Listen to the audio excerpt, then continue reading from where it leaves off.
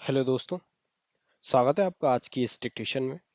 यदि आप स्टेनो के स्टूडेंट हैं तो चैनल को सब्सक्राइब करना ना भूलें, ताकि स्टेनो से संबंधित हर प्रकार की डिक्टेशन, हर प्रकार की स्पीड की डिक्टेशन और स्टेनो से संबंधित हर प्रकार की जानकारी आपको समय पर मिलती रहे। तो चलिए स्टार्ट करते हैं डिक्टेशन।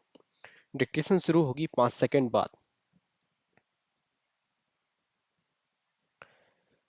केंद्र सरकार अब ऐसे विधेयक ले आई है जिनके कानून बनने के बाद गंभीर अप आपराधिक मामलों में जेल जाने की स्थिति में प्रधानमंत्री, केंद्रीय मंत्री, मुख्यमंत्री और राज्यों के मंत्रियों को उनके पद से हटाने का प्रावधान हो जाएगा।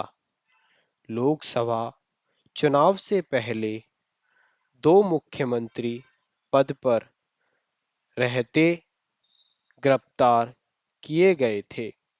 उनमें से झारखंड के हेमंत सोरेन ने तो इस्तीफा देकर भारत की संवैधानिक व्यवस्था को नैतिक दुविधा से बचा लिया, लेकिन जब बारी अरविंद केजरीवाल की आई तो उन्होंने भारत की राजनीतिक व्यवस्था में आ रही चरमराहट को उजागर कर देने की रणनीति अपनाई।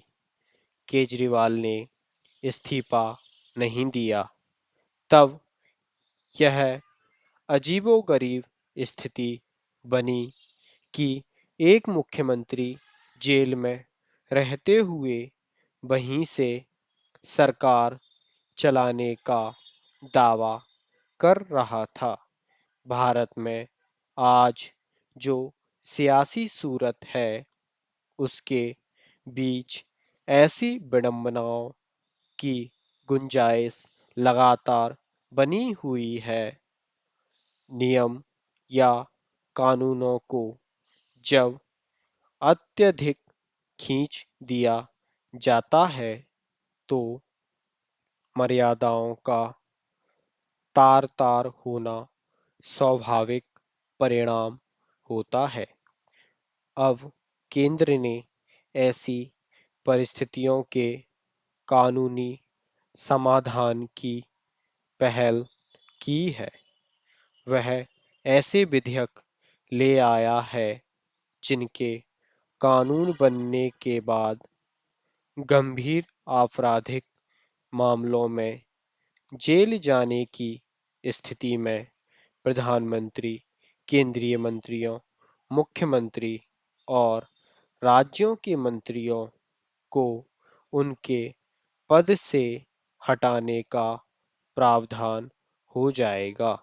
जेल गए पदाधिकारी की रिहाई के बाद उसे पद पर वापस लाने का प्रावधान भी किया जा रहा है।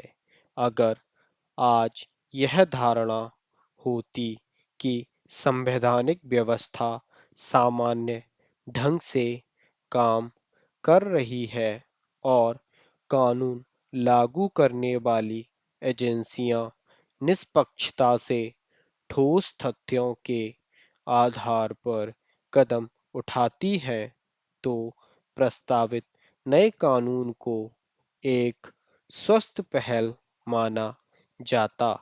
लेकिन दुर्भाग्य से आज धारणाएं उसके उलट हैं। प्रचलित धारणा यह है कि कानून लागू करने वाली एजेंसियां राजनेताओं के दल और उनकी राजनीतिक प्रतिबद्धता को देखकर उनके अपराध तय करती है। ऐसे में प्रस्तावित कानून पर विपक्षी खेमों में आशंका पैदा होना लाजिमी है, लाजिमी प्रतिक्रिया माना जाएगा। इस पर केंद्र ने विपक्ष से कोई संवाद नहीं किया है। इस कारण आशंकाओं की गुंजाइश और भी ज़्यादा है। इसलिए उचित होगा कि ऐसा कानून लागू करने के पहले केंद्र उस पर सभी पक्षों को भरोसे में ले। इस बारे में आम सहमति बनाए जाने की ज़रूरत है। स्टॉप। दोस्तों, डिक्टेशन अच्छी लगी हो तो डिक्टेशन को लाइक और चैनल को सब्सक्राइब करना ना भूलें। धन्यवाद।